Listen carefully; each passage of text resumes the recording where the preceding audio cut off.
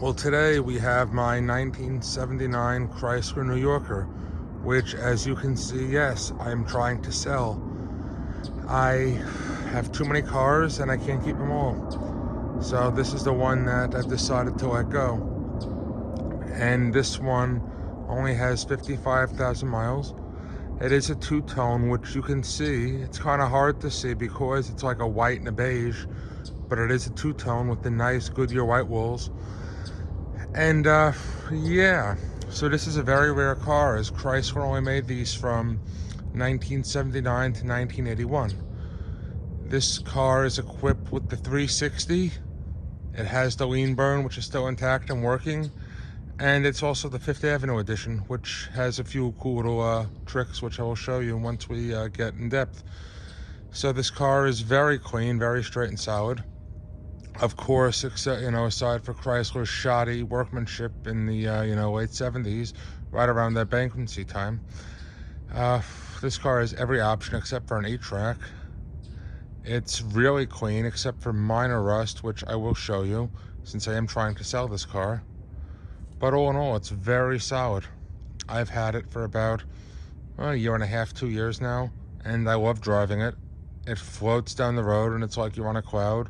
One of the most comfortable, smoothest, best driving cars I've ever had. Front end is tight, nice power, and I think it drives even better than a GMB body. So with that being said, Chrysler really was strapped for cash in '79. Got a little rust right over there, and a little more right there in the corner, but that's, the worst of it.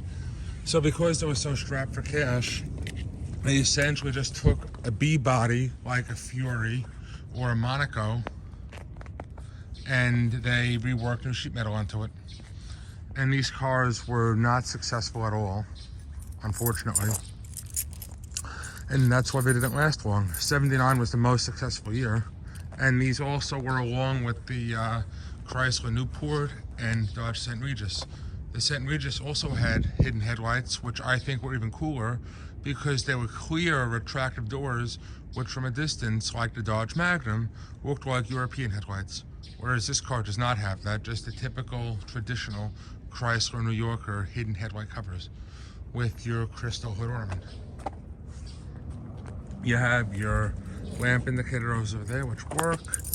And yeah, and this is one of my favorite things too on the car. And mind you, I've got a few things in it because I'm still driving it a little bit, but, and yes, I love that interior with these lights. It feels like you're going into a hotel lobby. It's so bright in here.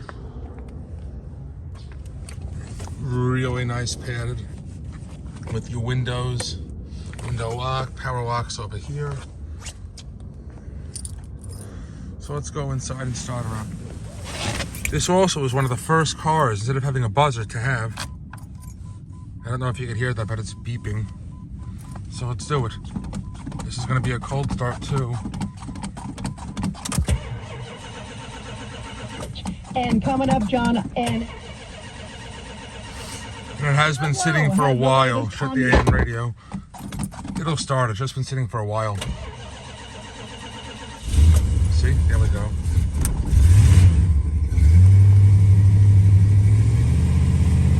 We're just going to turn on the parking lights because I don't want to break the headlight doors. But you can see how nice the gauge package is. And it's a full gauge package too, which they would do away with in '81. The oil pressure gauge would just be a light. You have your temp, like I said, 55,000, fuel gauge, 3-speed torque flight, alternating gauge. All your climate controls over here with not electronic, but you do have AC, heat, everything is nice and working. AM, FM stereo, which works great. You're starting to speak another language. This is lighted over here. So now let's pop the hood.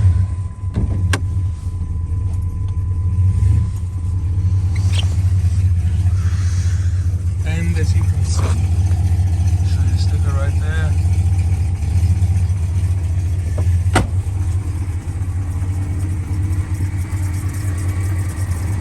Like I said, it is a 360 with the lean burn. I don't know if you can see it too well, you still can a little bit. Here's your lean burn computer.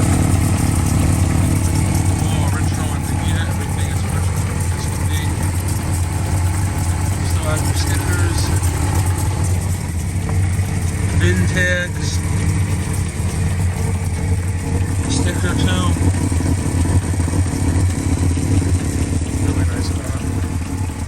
Very adequate to pull this beast down the road. And another thing I love about this, and this is only a 2-barrel, mind you, not a 4-barrel. 4-barrel was available. These, instead of having optical lights, you have these. The window illuminates, and you can see the perimeter. When it's really dark, you can see it even better. So reading light, running really bad because it is cold and it's been sitting. That's better.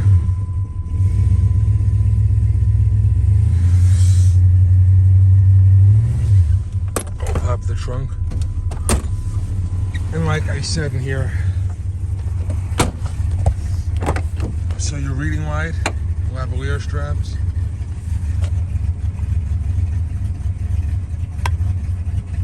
Lighter with ashtray. Really nice interior. Look how nice. Fold down armrest.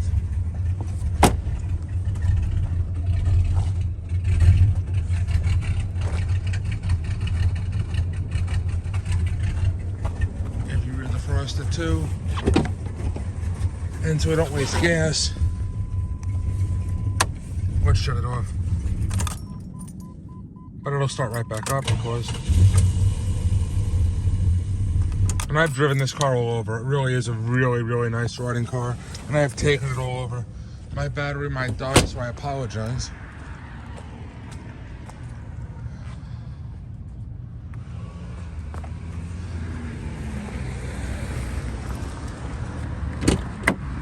Again,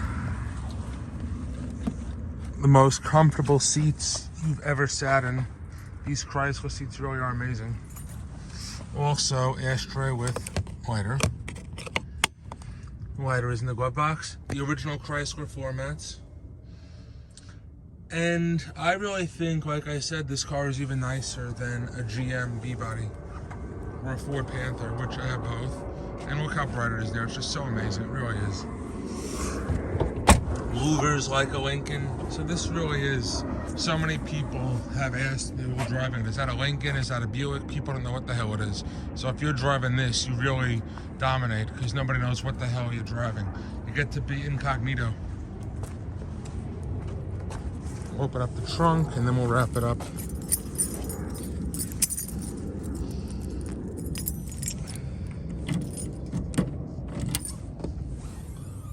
So I still have an extra tire in there, which I am keeping.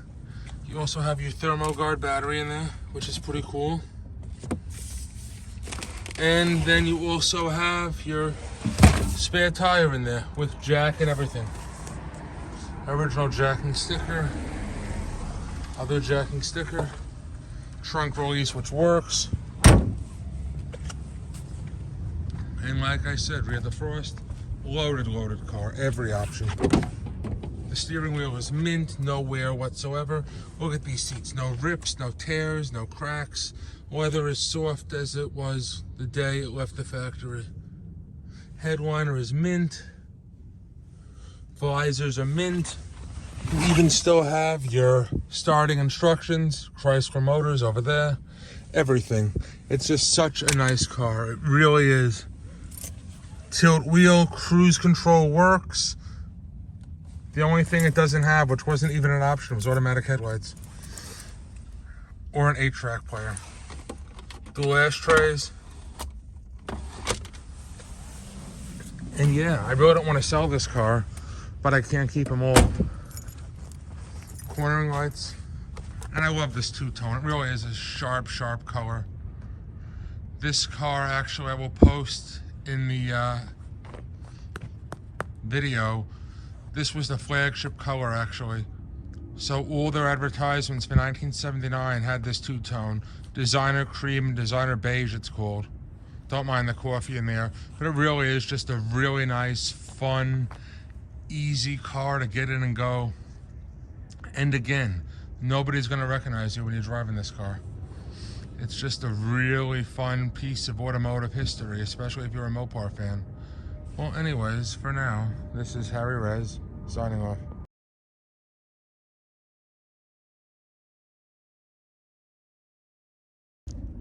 So this is just going to be a little daytime look at the 79. We saw the nighttime look with all the opera lights and everything working, how beautiful the interior is at night. You saw the ads, how this was the flagship color in every advertisement in 79. And another interesting note is that after the 1980 model year, on all Chrysler cars, they dropped the 5.9 360, which I do not understand, as it was a powerful, adequate motor. But nonetheless, they did away with that. But their truck still had it, go figure. And yeah, so 5.9 is definitely very adequate for this. The 318, not bad, but definitely drop more torque with the 5.9. As you can see too, in the daylight, you can see more of the two-tone, and it's really beautiful. It almost looks a little bit like a pink.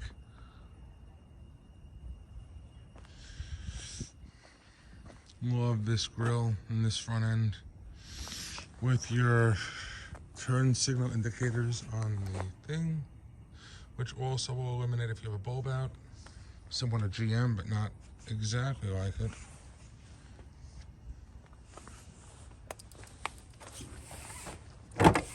Nice to look at the interior during the day. Beautiful leather. Nice lavalier straps, which do swing too. They do swing. Beautiful seats are really, really nice in here. Nice plush carpet.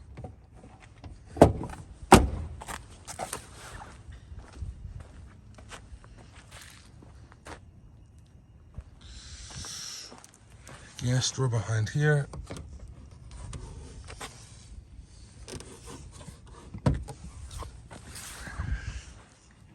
What a beauty.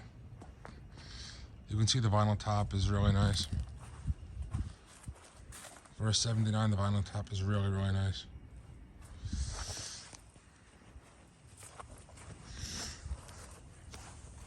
The black around the mirror too is perfect. The black tape stripe, excellent, excellent.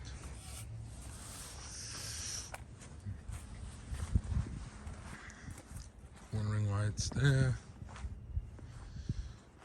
And yeah, she's a beauty, and I really don't want to let her go, but I just have too many cars. But this really is one of the best driving cars I own, one of the most comfortable, smooth. It's tight, it doesn't pull or wander. I just drove it yesterday. I've taken it to a bunch of Mopar shows, and it's always a hit.